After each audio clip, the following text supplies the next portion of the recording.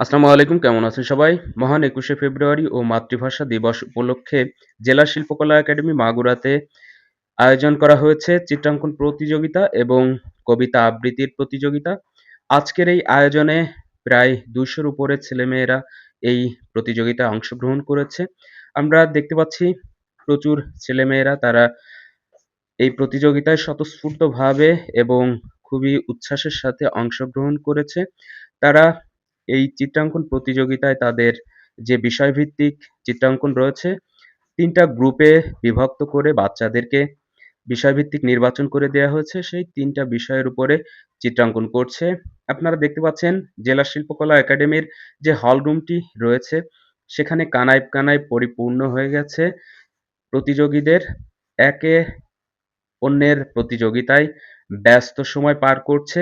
যার যার কারুকার্য ফুটিয়ে তোলার সময়ে ব্যস্ত সময় পার করছে।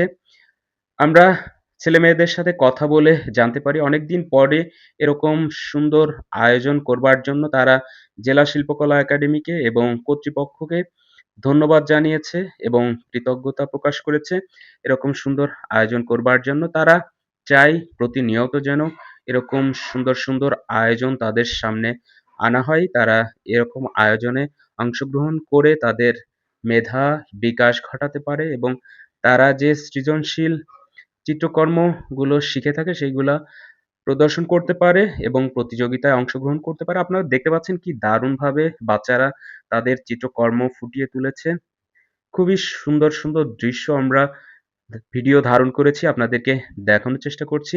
ভিডিওটি ভালো লাগলে অবশ্যই লাইক করবেন, কমেন্টস করবেন, শেয়ার করে দিবেন এবং আপনার বাচ্চাকেও এরকম চিত্রকর্ম শেখার সুযোগ করে দিবেন, কবিতা আবৃত্তি শেখার সুযোগ করে দিবেন, গান, নাচ, অভিনয় এগুলা শেখার সুযোগ করে দিবেন। আপনার বাচ্চা যাতে সৃজনশীলভাবে মেধা বিকাশ ঘটাতে পারে সেই দিকটা লক্ষ্য রাখবেন।